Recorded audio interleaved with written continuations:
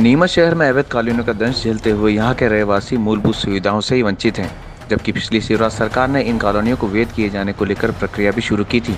लेकिन हाईकोर्ट की अड़चन के बाद ये मामला थमसा गया और बड़ी तादाद में लोग परेशानियां इन कॉलोनियों में झेलने को मजबूर हैं। जिम्मेदार भी अगले आदेश तक बेबस होने की बात कहते हुए कॉलोनी में सुविधाओं का अभाव बने रहने की बात कह रहे हैं। लेकिन आम जनों में खासा आक्रोश इस मुद्दे पर है और आने वाले नगरीय निकाय चुनाव में इसका असर भी देखने को मिल सकता है।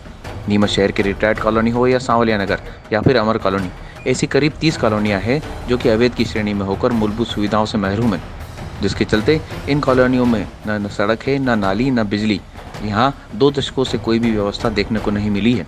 चुनाव में बड़े बड़े दावे और वादे राजनीतिक दलों के लोग यहाँ करते हैं, लेकिन आज भी यहाँ के लोग अवैध रहवासी कहलाने का मजबूर हैं। नहीं है, ये सही बात है कि हमारे साथ ऐसे ही हो रहा है, क्योंकि ये नाली है, हमें हाथों से साफ करनी पड़ती है। यहाँ पे गाजर घास वगैरह हो रही थी, मैं गुड्डू ने दवाई ला के छिटकी कि मच्छर आते हैं, उस वजह से घर के अंदर है। शाम के वक्त में 6 बजे के पहले गेट लगाना पड़ता है, क्योंकि सारे मच्छर अंदर आ जाते हैं, उससे भी हम बीमार हो जाते हैं।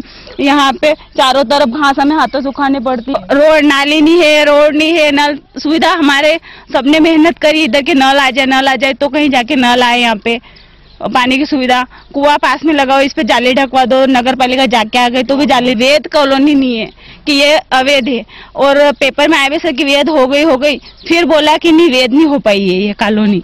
तो वैध नहीं है तो फिर वोट लेने के लिए काहे के लिए आते? नहीं, जब वो आपको वोट चाहिए तब आप ये नहीं पूछते हो कि वैध कॉलोनी है कि अवैध कॉलोनी। जब तो आप वोट लेने आ जाते हो, है ना।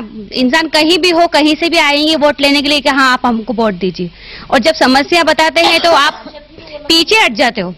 नहीं, हम तो अभी तक पार्षद को पहचानते ही नहीं। यहाँ के नाली की व्यवस्था नहीं है, रोड की व्यवस्था नहीं है, लाइट की व्यवस्था नहीं है, खंबे हैं लेकिन लाइट ही नहीं है।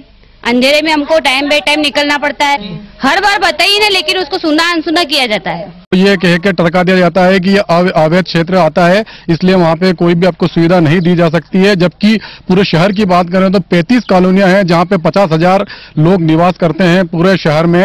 और ये बहुत बड़ा वोट बैंक कह सकते हैं, बहुत बड़ा वोट बैंक है जो नगर पालिका में जब भी चुनाव आता है उसमें वोटिंग करते हैं। लेकिन इनका सिर्फ उपयोग वोट बैंक तक ही सीमित कर रखा है नगर पालिका ने।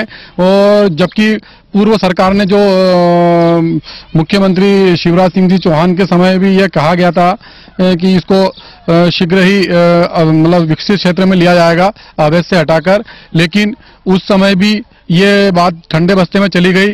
अब नई सरकार आई है माननीय कमलनाथ जी की, सभी रहवासियों को ये है कि इस सरकार में तो इसको वैध श्रेणी में लिया जाएगा, क्योंकि अभी तक अवैध का दंश जो झेल रहे और कई मतलब ऐसी कई असुविधा का दंश झेल रहे हैं, नारकी जीवन जीने को मजबूर है। भारतीय जनता पार्टी ने अपने मैनिफेस्टो में अवैध कॉलोनियों को वैध करने का संकल्प लिया था।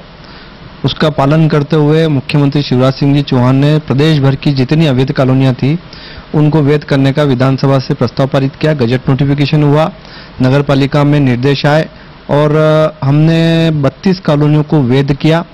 और वहां पर मूलभूत सुविधाएं बनाने के लिए हमने DPR तैयार करवाया, कंसल्टेंट नियुक्त किया।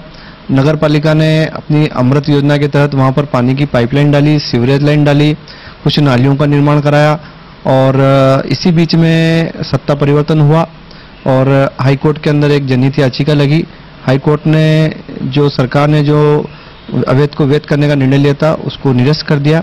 इस वजह से हम उन कॉलोनियों को वैध नहीं कर पाए और जो मूलभूत सुविधाएं उनको मिलनी थी वो काम नहीं हो पाया है।